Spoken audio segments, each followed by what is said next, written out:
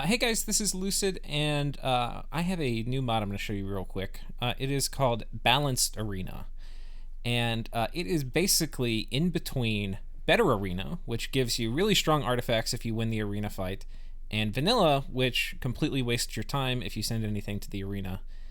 One of the problems with so let's go through the problems with each of those, or the potential problems with each of those, and then I'll tell you what this mod does.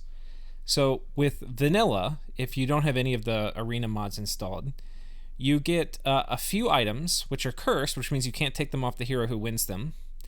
And they tend to all give the exact same buffs. Like they give luck and quickness and maybe something else.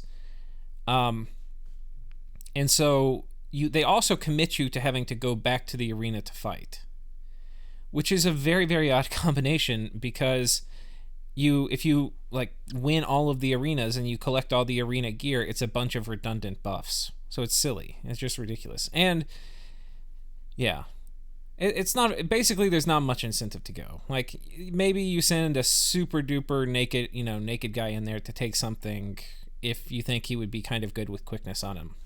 But I don't know. There's really not much incentive to go to the vanilla arena.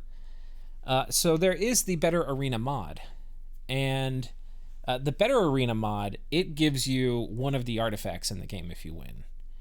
The problem with that, so the good thing about that is it makes an incentive to go, and not only an incentive to go, but an incentive to win. You could get something really shitty, some artifact that nobody ever forges, or you could get something that's really good. Not only something that's really good, something that will completely change the game. Like you could get the Gate Stone, right, which allows you to magic phase armies around, and you could get that at like turn 14. And you might be like, oh, that's really cool. I want to make sure I send somebody there to get it. And yeah, but what's not really cool is when somebody magic phases an army on top of your capital on turn 14, and then they magic phase on another fort, and then they're just jumping all over you in the magic phase on turn 14. That's not very fun. It's also not super fun when somebody gets a friendship hat and starts making friends of all your guys really, really early in the game, way before that item should be out. Or like Horror Harmonica super early in the game. Also not very fun. There's a few of the artifacts, there's a good number of artifacts which are kind of too strong to really be given as rewards. And some of the other things like the path boosting things like Robe of the Magi, those are, their abuse will be felt less, but their power, because they're not going to screw over another player explicitly where the player can see it and feel it, but they can completely change the game for the player who gets it. It can give them all sorts of magic path access they were going to really struggle to get before. So the mod that we have is a middle ground. None of the items are cursed where they send you back to the arena. You just get them and then you can put them on whoever you want. The base criteria that we had was let's talk about the objective first. The objective was you get something. It's going to be probably pretty good on a, somebody who fights, like a super combatant. It's not like going to be caster items for the most part. And you should feel like you got something. Like, okay, it's a decent reward. But it's not going to be like super high value. It's not going to be something that changes the game for you. And so our criteria then was to come up with a list of things that would feel pretty okay. And the incentive would probably be to send like a very budget thug to try to win. And if you won, it would be nice.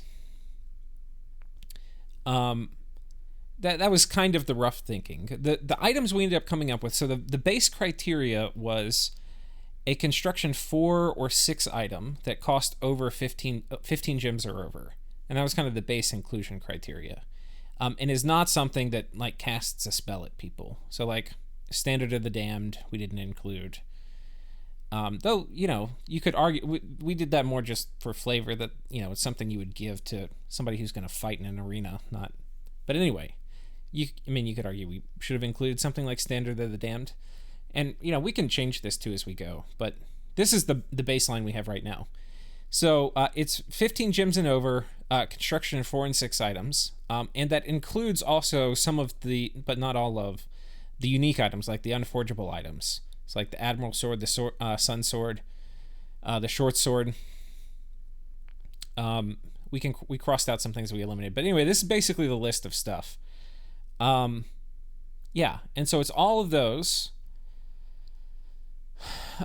We don't have things that are like Ring of Wizardry or Ring of Sorcery. Those are not in here. We didn't put any of the path boosters in here.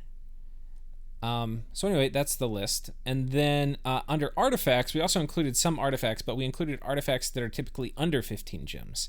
So we've got like Dawnfang, Twin Spear, Ember.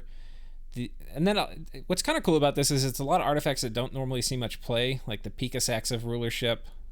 Sharpest 2 sometimes sees play, Summit sometimes sees play. Not really. It's just too expensive. It's a good item, but it's too expensive. So anyway, we included these.